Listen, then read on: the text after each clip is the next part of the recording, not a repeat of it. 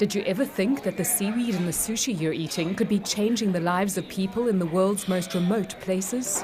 Like here in West Papua, more than 3,000 kilometers from the Indonesian capital, Jakarta. It's not only difficult to reach, but for decades it's been plagued by conflict.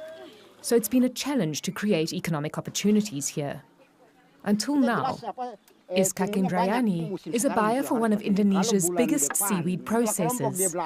She's never traveled this far east of Jakarta before, but she's come today because she's heard that the farmers here are producing seaweed of a surprising quality. And she says the $6 billion a year global seaweed industry has the potential to pull these neglected coastal communities out of obscurity. Coastal communities are no longer marginalized communities. They have a great chance to improve their living conditions. And one way is through seaweed. In 2012, Indonesia's seaweed exports were worth almost $180 million. And this year, the country aims to more than double its 2012 production figures, vying to become the world's biggest seaweed producer. So to source more high-quality seaweed, buyers like Iskak now have to travel further afield. Seaweed farmer Hassan Basri Hiremba finds it hard to believe that the buyer has come to them. I dreamed that one day the buyer would come, and thank God it has happened. I feel very proud because before it was just in my imagination that I would meet the buyer. One reason for Basri's surprise is that just 3 years ago, the people in this village knew nothing at all about seaweed.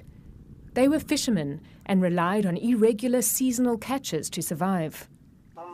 Then a government project, supported by the UN's International Fund for Agricultural Development, or IFAD, worked with the community to help them identify their problems and come up with their own solutions. From the success of neighbouring communities, they knew that seaweed was the answer.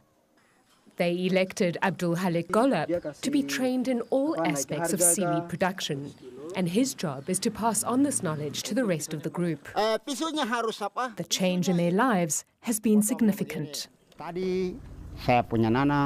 Before, I didn't have enough income for my children to go to school, but with seaweed, our children can go to university. Unlike when they relied on fishing, the seaweed farmers now have earnings throughout the year. And both Golab and Basri have almost quadrupled their incomes.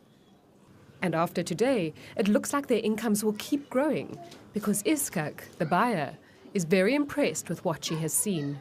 If the community welcomes our initiative to work together and they can produce enough seaweed from this area, we want to build a long relationship with them so they become a fixture of the company and the company can depend on them.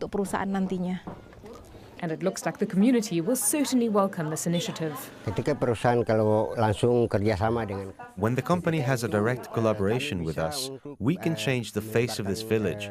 We can build better houses. We can expand our planting areas to grow more. In fact, Basri is so convinced about the future of seaweed that he is already involving his whole family in the business. I'm hoping that if I teach my children about the planting of the seaweed, they can pass it on to their children. That's my goal.